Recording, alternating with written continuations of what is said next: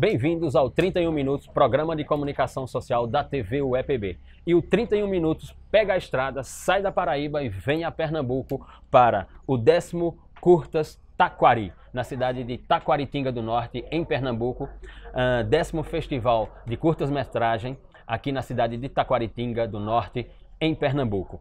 E como 31 Minutos pega a estrada, vem para cobrir aqui o 10º Festival de Curtas em Taquaritinga do Norte, nós recebemos hoje no 31 Minutos Marcos Vilar, né? Que representa exatamente aquilo que nós chamamos de pensamento interdisciplinar dentro das ciências e dentro dos sistemas. E aqui nós vamos falar com o Marcos sobre cultura, sobre cinema, sobre história, sobre personagens, sobre enredos, enfim, sobre tudo que envolve a produção cognitiva humana, né? Traduzido nesse festival como cinema, e também para falar de Marcos, falar um pouco da sua biografia, enfim, para presenciarmos tudo isso aqui e vivermos junto com todos aqui em Taquaritinga do Norte esse momento fantástico que é um festival de curtas-metragens. Seja bem-vindo ao 31, Marcos, é um prazer recebê-lo aqui. Obrigado, eu que agradeço. Muito bem. Eu falaria alguma coisa sobre Marcos porque, como disse inicialmente, que ele representa a interdisciplinariedade, porque Marcos é funcionário da Universidade Federal da Paraíba, tem formação em Educação Física e é cineasta. Tem uma produção aqui interessantíssima, relevante dentro do cinema nacional, e nós vamos tratar sobre ela. Comecemos, Marcos, com a relevância dos festivais para o cinema brasileiro. Bom, primeiro, primeiro agradecer o convite de estar aqui, né? E assim, festival é mais uma janela, né? Nós temos uma dificuldade muito grande em exibir nossos filmes. Essa janela que se abre de mais um festival como esse, que na verdade são 10 anos já de festival, e na Paraíba também está crescendo muito, está aumentando, está interiorizando, né? Festival em Campina Grande, tem o Comunicurtas, aí você vai para Curema, você vai para Picuí, para Cuité, enfim, vários festivais. Então, eu acho sempre maravilhoso que tenha esse espaço para que a gente tenha alguns filmes que, principalmente curta-metragem, não tem uma janela para você exibir seus filmes. E festival exatamente serve para isso aí. Então, tá aqui, eu vim para esse festival já, são 10 anos, eu já venho para esse festival já, acho que há 7 anos que eu já vim para ele. Tanto exibindo filmes e também como jurado. Agora eu estou como júri. Pronto, né?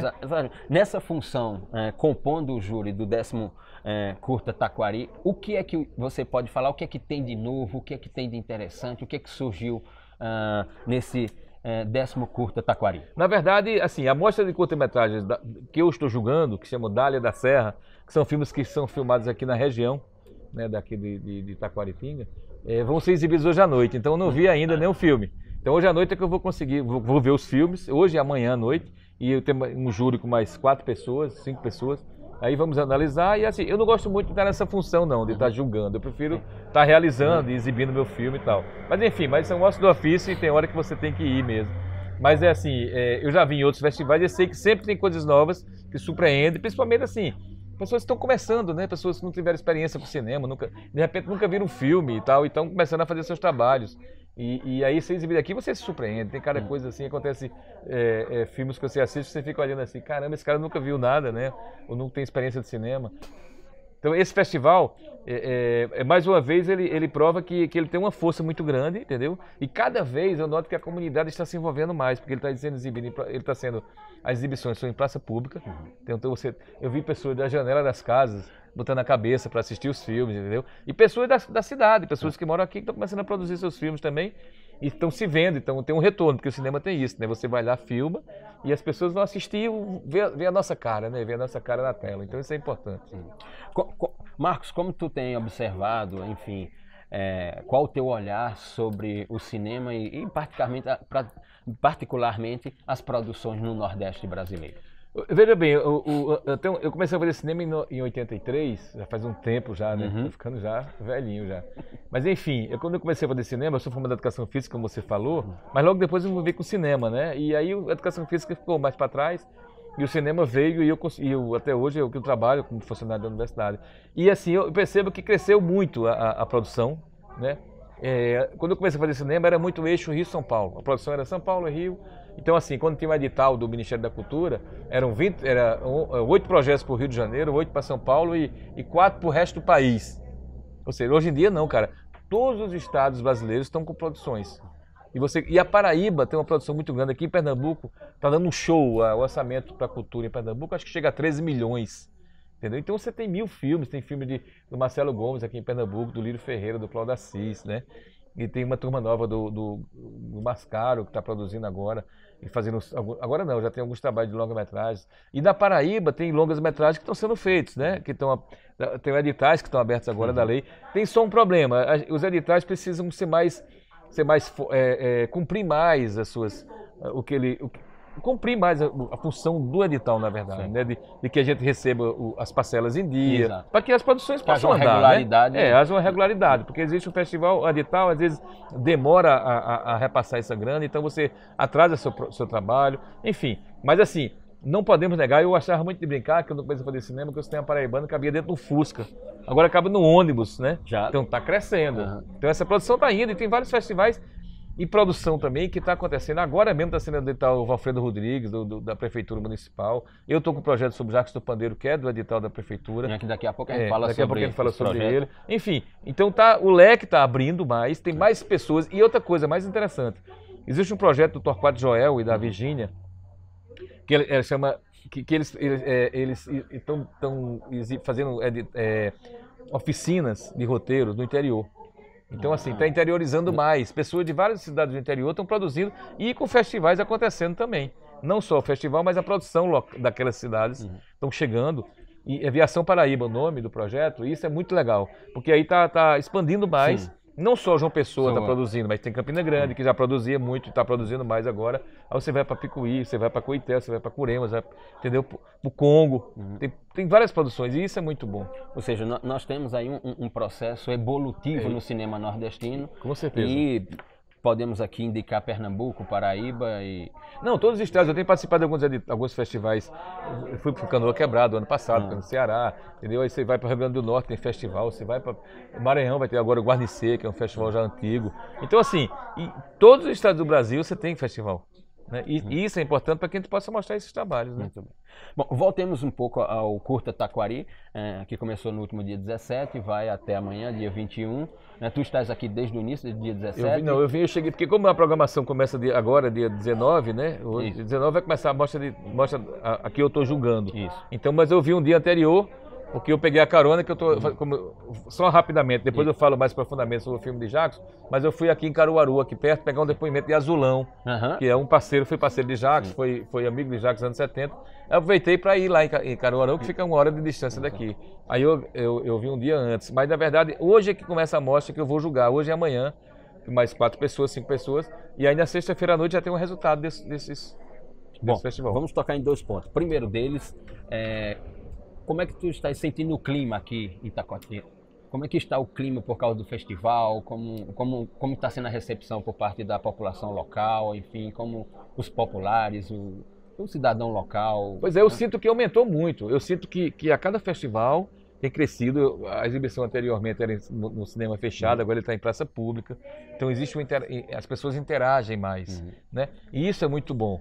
Eu noto que eles estão chamando as pessoas, crianças vendo muito filme, tem mostras de animação, tem mostras temáticas sobre determinados assuntos, que aí quem está interessado vai ver aquele determinado filme ali, né?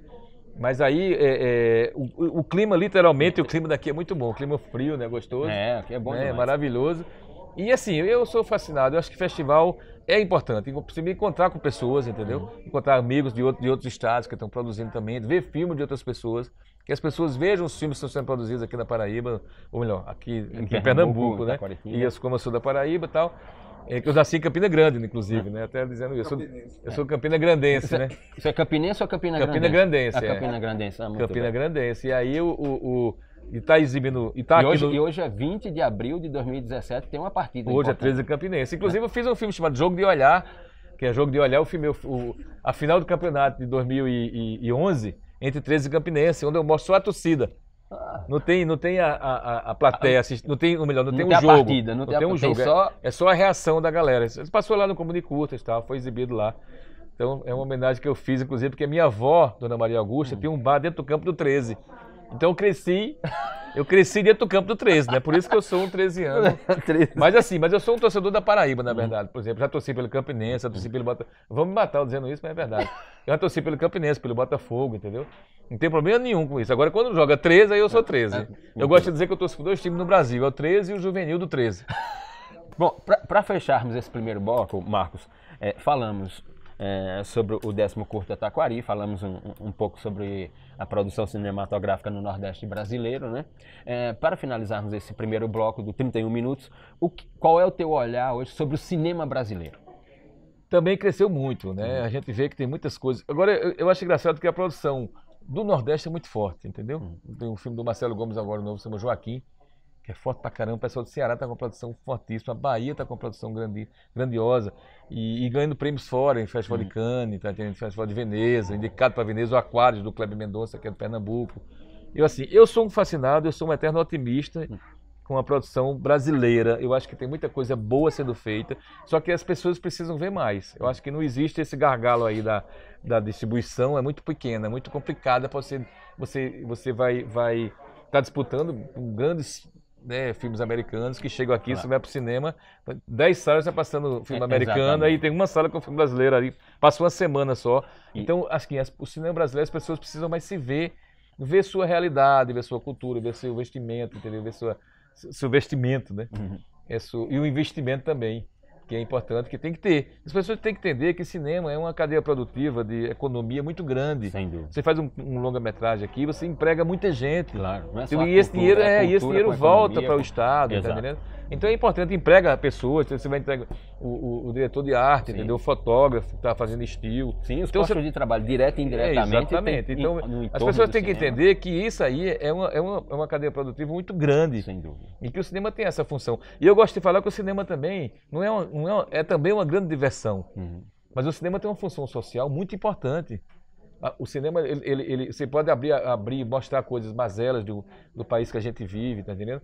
E as pessoas vão lá e prestar atenção, porque é um filme que as pessoas estão assistindo e pensam que não vai dar em nada, mas dá uma mexida com você, entendeu? Então, assim, tem uma frase do italiano Roberto Rossellini, que eu acho que é dele, que ele fala que um país sem cinema é como uma casa sem espelho.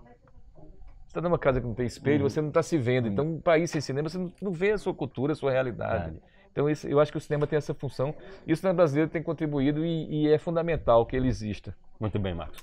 Bom, com esta fala de Marcos, nós concluímos o primeiro bloco do 31 minutos, que hoje é direto de Taquaritinga, do 10º Curta Taquari, aqui em Pernambuco. Voltamos já já para o segundo bloco do 31 minutos.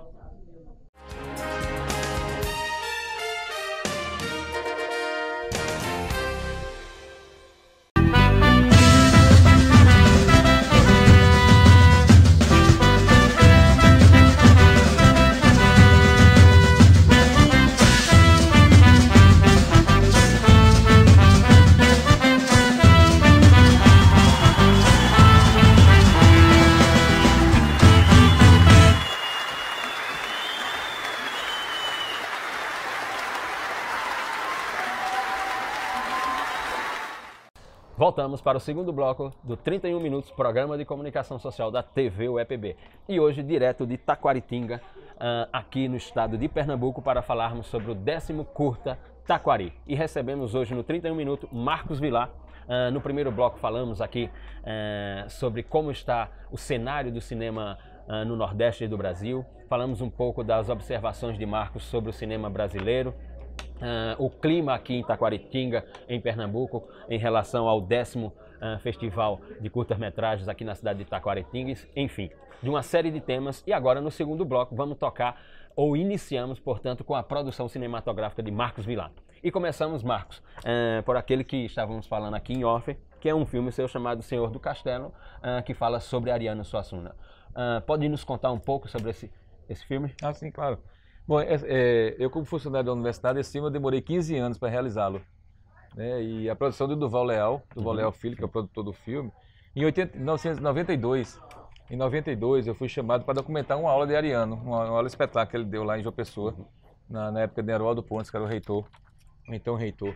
E aí quando eu botei a câmera aqui, enquadrei Ariano Suassuna, eu já conhecia Ariano de vida e nome e tal, mas eu não tinha lido nada de Ariano, isso era em 92.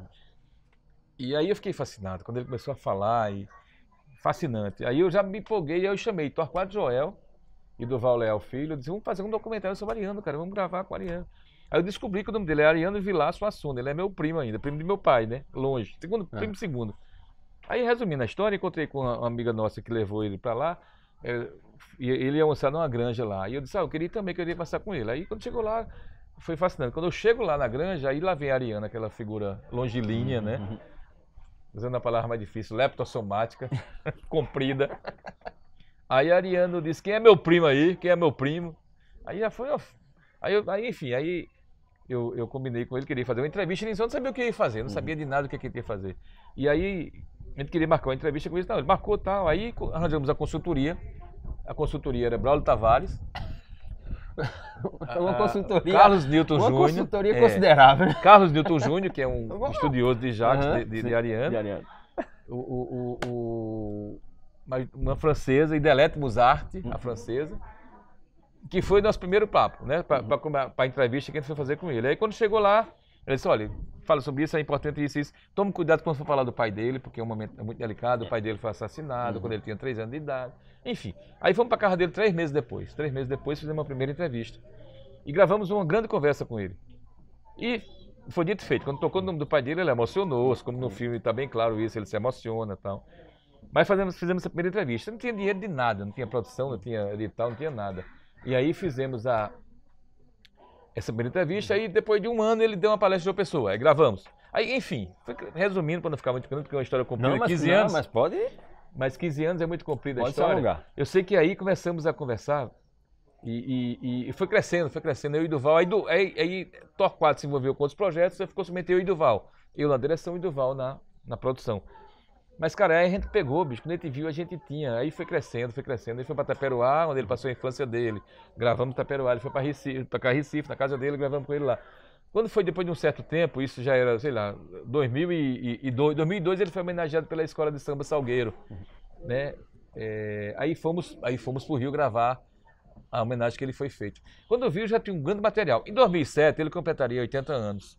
E a gente já tinha mais de 40 horas de material com o Ariano. E aí a gente começou a armar, fizemos a lição esqueleto e vimos que faltava ele falar sobre teatro, ele falar sobre determinado assunto. Aí a gente já foi em cima, né, de falar sobre esses assuntos que estavam faltando. Em 2007 lançamos foi o aniversário de Ariano. Eu disse, não, tem que terminar agora porque ele vai completar 80 anos e tem que estar com esse filme pronto. Dito e feito, aí exibimos o Festival de Cinema de Recife, onde foi a abertura do festival e abrimos o festival com ele. Um festival em João Pessoa, no Festival Luso Brasileiro, né, que tem lá, que foi exibido. Aí passou no Festival de Tiradentes, onde ele ganhou o Júri Popular lá em Tiradentes. Enfim, aí foi esse percurso todinho de Ariano e depois se exibiu no Rio de Janeiro, em Belo Horizonte, então foi em alguns lugares legais. Então esse foi o processo todo dessa realização desse documentário com Ariano Suassuna. Antes de conhecer Ariano Suassuna, obviamente fazia uma ideia, né, de quem é o literato, o escritor, o poeta Ariano Suassuna. E depois, com essa convivência para a construção do documentário, qual a imagem que ficou de Ariano Suassuna para ti após a conclusão de todo esse trabalho? Bom, Ariano é uma pessoa polêmica, né? Tem gente que adora, mas tem gente que tem outros questionamentos com o Ariano e tal. Mas o que aconteceu? Meu grande problema era esse. Eu não queria. Eu cheguei à conclusão, o conceito maior do filme era que eu não queria botar depoimento de ninguém elogiando, nem ninguém questionando o Ariano. Eu deixei ele falando dele. E ele, quando ele fala dele, ele mostra quem ele é, mostra a personalidade dele, tá? E aí o que aconteceu? A primeira frase do filme é uma frase que ele diz com muita convicção e verdade que ele fala isso. Eu fiz questão de pedir a ele para ele dizer e repeti-la, que era assim, que existem 2 tipos de pessoas no planeta, os que concordam comigo e os equivocados. Então assim, já vem para torar, né? Ele já mostra quem ele é. E no decorrer do filme, lá no final, digo, Ariano, se você fosse diretor desse filme sobre você terminaria como? Ele disse, com o maior elogio que você pudesse fazer. Então assim, mostra sim, lá, claro, né, sim. Quem era ele. Então eu terminei na escola de samba e tal, quem conhece o filme vai entender isso. Mas aí o filme é esse, o filme é uma homenagem, não deixa de ser uma homenagem para Ariano, mas assim, o lado que eu achei dele fantástico é o lado humano, respeitoso, cara super centrado, quem ele pedia, marcava, ele ia, estava lá na hora certa, não teve problema nenhum. Interagiu o tempo inteiro com a produção. Agora sim, marcava a Ariano, precisa falar com você sobre isso. Ah não, o assistente dele era o Alexandre, o secretário dele, Alexandre de Nobre, que é casado com a filha dele. Ligava para Alexandre, ele precisa fazer uma entrevista a Ariano falando sobre tal assunto, Ariano sobre tal. E depois a imagem de arquivo, de filmes e peças que ele já tinha realizado e nós conseguimos com apoio e tal. Mas esse filme foi feito sem apoio de... Não é que não teve apoio. A Universidade Federal da Paraíba foi fundamental nesse filme. A Convide, que é uma produtora também na João Pessoa. E a Universidade, o equipamento da Universidade. Agora, no final, quando a gente estava perto de terminar, a gente conseguiu um apoio do governo do Estado, de uma grana, para finalizar o filme, para editar. Comprar HD externo, entendeu? E material de arquivo que a gente precisou e tal. Foi o único dinheiro que entrou, o governo do Estado da Paraíba. Mas eu escrevi em 2 editais, mas ele não foi selecionado. Não entrou. Enfim, é um festival, um filme de 2007 e é um filme que ainda eu gosto muito, eu gosto de ver, de rever. E Ariano é Ariano, né? É uma figura. E para concluirmos esse segundo bloco dessa tua primeira produção, primeira que eu digo que falamos aqui. E é o primeiro longa meu, né? Eu só trabalhei com longa, curta. Né? Pronto. Tu poderia apontar algumas dificuldades que encontraste na produção desse documentário sobre Ariano? Não tem. A dificuldade foi... Ou foi muito fácil o trato, foi muito fácil o levantamento biográfico? Com ele foi fácil, a consultoria que eu arranjei era maravilhosa, que dava em cima, né? E o material de arquivo que a gente precisou, material de novela da Globo, seriado da Globo, aí Duval, que é o produtor na época, ele tinha um contato muito forte com o Guel Arraes e tal. E aí conseguiu a liberação de algumas imagens para peças e filmes que a Globo exibiu, né? E fotos da família que a gente tinha, fotos do Carlos Nilton, que era amigo dele. Não teve, não. A dificuldade foi assim, demorou muito porque a gente não tinha um apoio de produção. A gente mandou para 2 editais que não entrou. Um Doc TV, que tem no Ministério da Cultura, que era para as TVs educativas, ele não foi selecionado. E, enfim, por vários motivos, tem outros projetos também na frente. Mas eu não tive... O problema foi esse, é fazer um filme que demorou muito porque a gente não tinha esse apoio para finalizar. Mas que terminou dando um charme ao documentário, que eu tenho imagem de 92, de Ariano, e tem imagem de 2006. Até 2006 a gente gravou com ele, né? Em 2007 a gente finalizou, que foi a exibição final.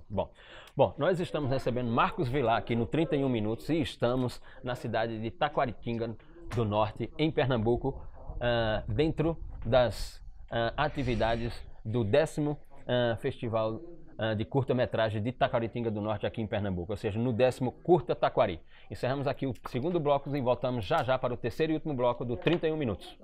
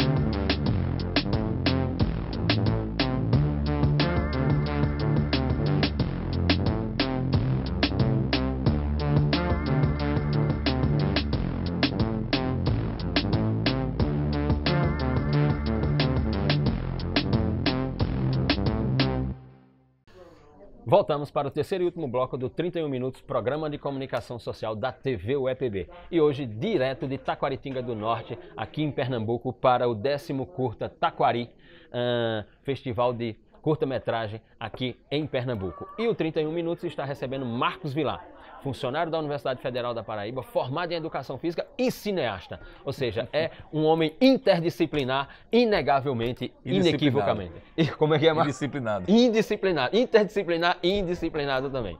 No primeiro bloco falamos sobre o cenário do cinema nordestino, do cinema no Nordeste do Brasil, também algumas perspectivas sobre o cinema nacional, falamos sobre o ambiente aqui em Taquaritinga, em Pernambuco. No segundo bloco iniciamos uma conversa informal aqui com Marcos Vilar, sobre a sua produção cinematográfica e falamos sobre o seu filme documentário O Senhor do Castelo, sobre a vida de Ariano Suassuna, a biografia de Ariano Suassuna. E finalmente, Marcos, nesse terceiro bloco falamos sobre a sua atual produção que se encontra em desenvolvimento, que é sobre aquele que eu não chamo de o rei do ritmo, mas eu chamo de o inventor de todos os ritmos, que é Jackson do Pandeiro, filho de Alagoa Grande, e Marcos Vilar está produzindo um filme documentário, um longa-metragem sobre esse mito da música brasileira. Pois é, cara, outro desafio grande, né? Pegar a Ariana, Jackson, e uma produção também que começou em 2003.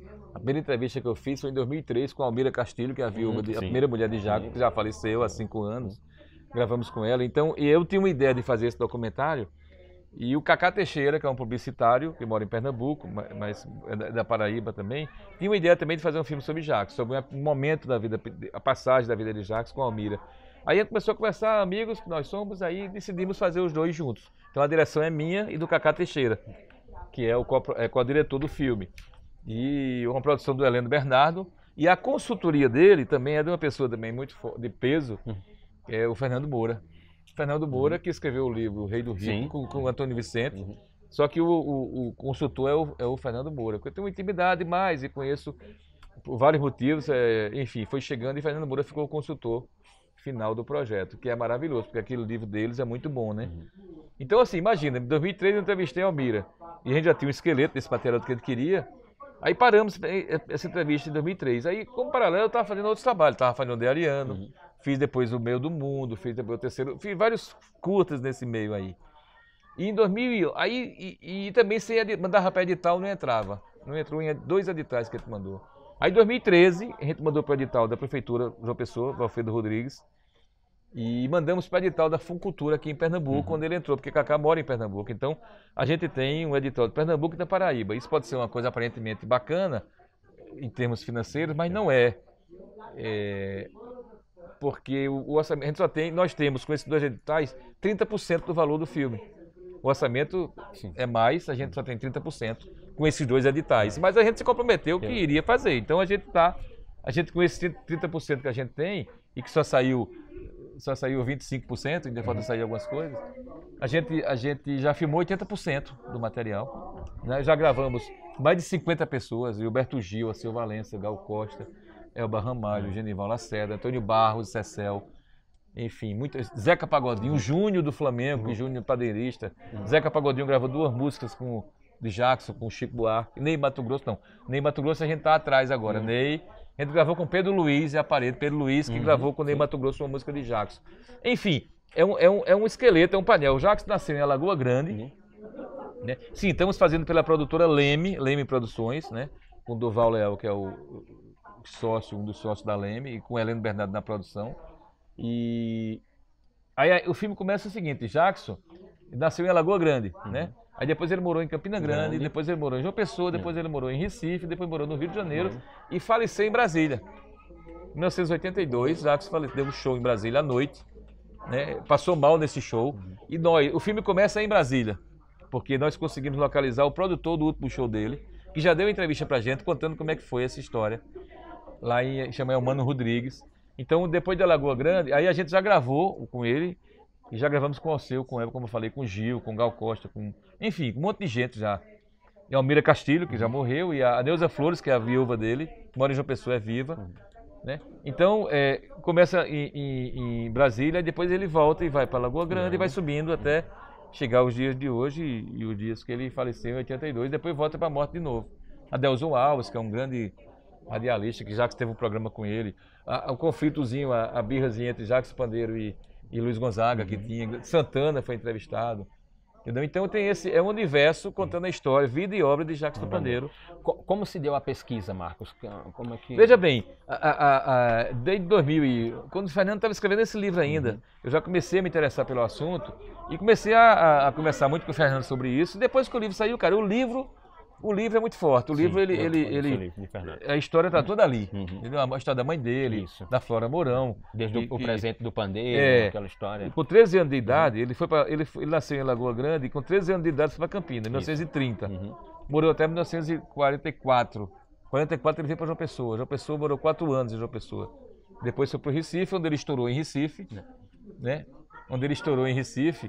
E ele estourou em Recife, e antes dele ir pro Rio já era sucesso lá, como Sebastiana e Forró e Limoeiro. Antes ele tinha gravado Vou Gargalhar e Lágrimas, são 2 frevos dele, com a regência de Clóvis Pereira, que Clóvis Pereira já deu depoimento pra gente, que é um maestro de Pernambuco. Entrevistamos com Zé Santa Cruz, aquele comediante que trabalhou com Jacques da Rádio Tabajara nos anos 40. Estamos assim, para fechar a história, a gente está tentando entrevistar agora Ângela Maria. Ângela Maria tocou com o Jacques nos anos 40, nos anos 50, na Rádio Nacional do Rio de Janeiro. O Tom Zé também, a gente está atrás de Tom Zé. Hermeto Pascoal também, para dar entrevista para a gente. E o Zusa Almeida Melo, que é um grande crítico de música. Ângela Maria trabalhou com o Jackson em 1955, por aí, no programa Serra de Alencar. E o Zusa Umi de Melo, que hoje é um crítico musical, ele foi técnico de som desse programa, entendeu? Então ele conhece toda a história. Então, enfim, é esse painel de pessoas que tiveram, João Bosco, né? Tiveram influências no trabalho de Jackson e que hoje tira o chapéu para Jackson, que ele foi uma figura... Sim, musicalmente falando. Aí tem o lado também da família, o lado dele com a Almira Castilho, quando Almira Castilho dele, quando ele conheceu a Almira até a separação deles, e quando o Neus entrou. No teu filme documentário, nesse longa, tem uma parte dedicada relevante à participação de Almira Castilho nessa biografia eu de vou Jackson, seguindo todo o processo, né? Quando ele chega, ele conhece a Almira em Recife, ele se conhece, casa, teve um episódio em Recife, teve uma briga que houve, que causou também a saída dele, ele foi embora para Recife, ou para o Rio de Janeiro, por conta dessa confusão na casa de um pessoal do Clube Náutico Capibaribe, que passaram a mão nas pernas de Almira. Aí ele pegou uma cadeira, e teve uma briga grande. E depois episódios engraçadíssimos dele com o Chateaubriand, lá no Rio de Janeiro. Enfim, ele era uma figura, cara. As pessoas, os irmãos, né? Aí tem o sobrinho dele, que é o Zé Gomes Filho, que toca com o Zé Ramalho, que já deu entrevista pra gente. Geralda, que é a sobrinha que foi criada com ele. Genival Lacerda tem um episódio engraçado com o Genival. Genival Lacerda foi cunhado de Jackson 2 vezes. Como assim, né? Como assim? E Genival Lacerda tem um irmão chamado...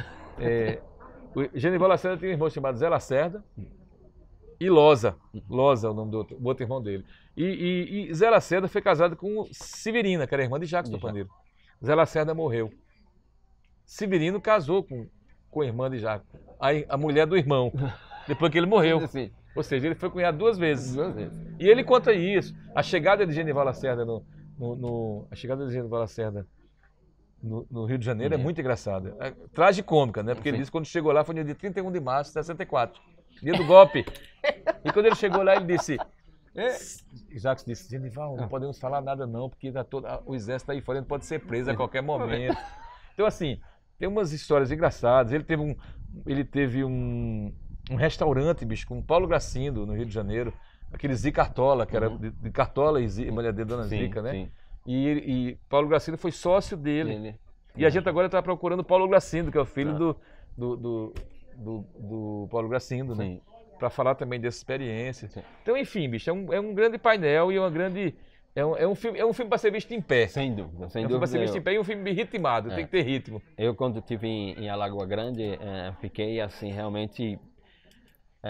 me questionando em relação à produção dele, né? Mais de 426 músicas, 125 long play. 426 músicas. É uma produção assustadora. Né? Assustadora. E que muita gente não conhece, né? Exatamente. As pessoas conhecem só as mais conhecidas. Chegado com Banana, a Ema Gemeu e Sebastiana. Exatamente.